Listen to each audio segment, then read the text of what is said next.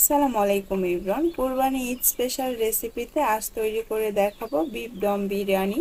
বিরিয়ানি রান্না কম বেশি আমরা সবাই পারি, কিন্তু কেন জানি বাসায় রান্না করলে রেস্টুরেন্টের মতো স্বাদ আসে না।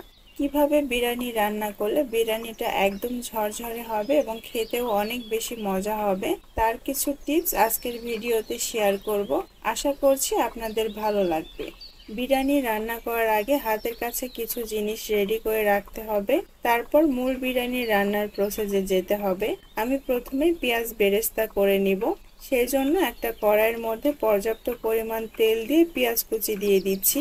এখানে পেঁয়াজ কুচি আমি প্রায় 1.5 কাপের মতো ব্যবহার করেছি। এখন এই পেঁয়াজটাকে গোল্ডেন ব্রাউন কালার আসা পর্যন্ত ভেজে নিব। পেঁয়াজটা যখন গোল্ডেন ব্রাউন কালার চলে আসবে তখনই আমি চুলাটা বন্ধ করে দিব। তেল এবং কড়াই অনেক গরম থাকার কারণে পেঁয়াজ বেরেস্তার কালার কিন্তু আরেকটু ডিপ হয়ে যাবে। যদি চুলাটা অন রেখে পেঁয়াজ বেরেস্তা উঠাতে যান তাহলে পেঁয়াজ বেরেস্তা উঠাতে উঠাতে বাকি পেঁয়াজ বেরেস্তাগুলো পুড়ে যেতে পারে। পেঁয়াজ বেরেস্তাগুলো আমি উঠিয়ে নিয়েছি। এবার আমি মাংস ম্যারিনেটে চলে যাচ্ছি। এখানে আমি হাড়, চর্বি এবং সলিড সবকিছু মিশিয়ে গরুর মাংস নিয়েছি প্রায় 1 কেজির মতো।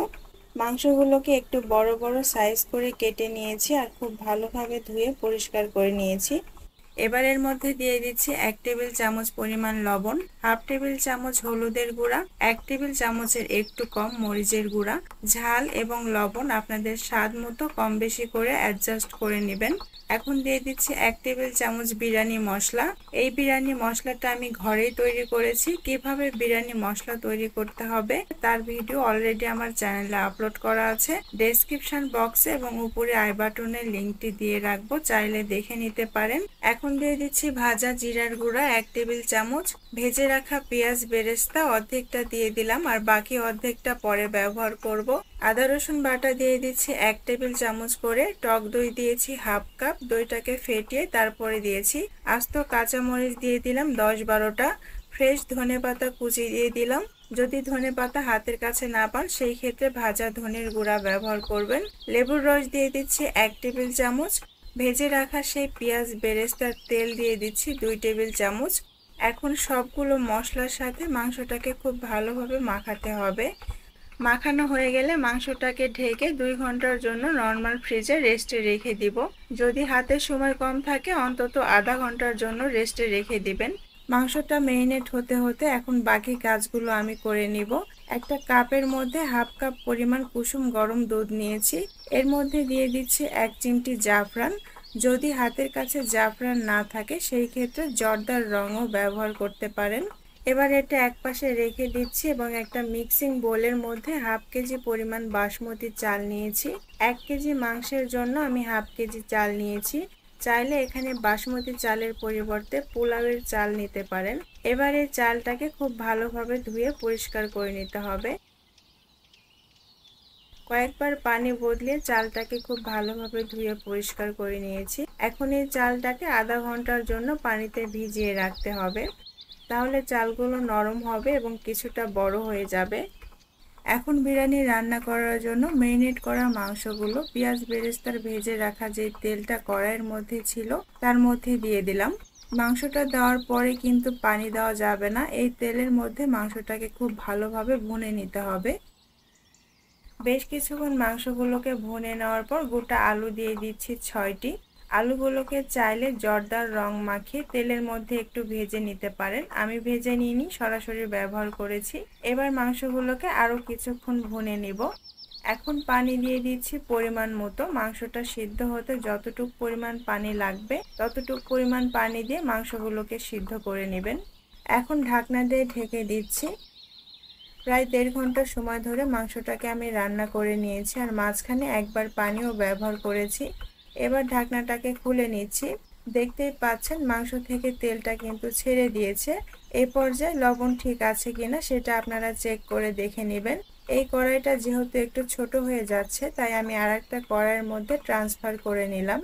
বিরিয়ানির চালটা সিদ্ধ বসানোর আগে বিরিয়ানিটাকে দমে বসানোর জন্য মাংসটাকে আমি রেডি করে রাখবো। সেজন্য মাংসের উপরে ফ্রেশ ধনেপাতা কুচি দিয়ে দিচ্ছি পরিমাণ মতো। যদি ধনেপাতা কুচি না থাকে সেই ক্ষেত্রে না দিলেও চলবে। আলু বুখারা দিয়ে দিলাম 6-7টি। কিশমিশ দিয়ে দিচ্ছি পরিমাণ মতো। কিশমিশগুলোকে খুব ভালোভাবে ধুয়ে পরিষ্কার করে নিয়েছি। এখন এটা একপাশে রেখে দিচ্ছি এবং চাল সিদ্ধ করার জন্য কড়াইয়ের মধ্যে পর্যাপ্ত পরিমাণে পানি দিয়ে দিয়েছি। লবণ দিয়ে দিচ্ছি 2 টেবিল চামচ পরিমাণ। লবণের পরিমাণটা এখানে একটু বেশি করে দিতে হবে। চালটা যতটুকু পরিমাণ লবণ শোষণ করার প্রয়োজন ততটুকুই শোষণ করবে, আর বাকি লবণটা কিন্তু পানির মধ্যে রয়ে যাবে।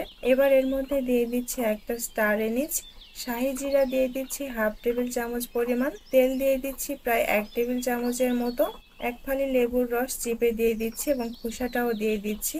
পানির মধ্যে তেল এবং লেবুর রস ব্যবহার করার কারণে চালটা ঝরঝরে হবে, একটার গায়ের সঙ্গে আর একটা লেগে যাবে না। এবার লবঙ্গ দিয়ে দিচ্ছি 4-5টি। এখন এই পানির মধ্যে বলক আসা পর্যন্ত অপেক্ষা করব। প্রথমে চাল দিয়ে দেওয়া যাবে না, বলক আসার পর চালটা দিয়ে দিচ্ছি। এখন এই চালগুলোকে 80% সিদ্ধ হওয়া পর্যন্ত ফুটিয়ে নিতে হবে। চালগুলোকে একদম পুরোপুরি সিদ্ধ করে ফেলা যাবে না, কারণ বিরিয়ানিটাকে দমে বসানোর সময় বাকি যে 20% থাকবে সেটাও খুব ভালোভাবে সিদ্ধ হয়ে যাবে। চালগুলো প্রায় 80% সিদ্ধ হয়ে গেছে। এখন লেবুর খোসাটা আমি উঠিয়ে ফেলে দিচ্ছি। এখন রাইসটা আমি একটা ছাঁকনির সাহায্যে উঠিয়ে নিচ্ছি, তাহলে রাইসের মধ্যে যে এক্সট্রা পানিটা আছে সেটা ঝরে যাবে। এবার রেডি করে রাখা মাংসের উপরে রাইসটাকে সমানভাবে বিছিয়ে দিব।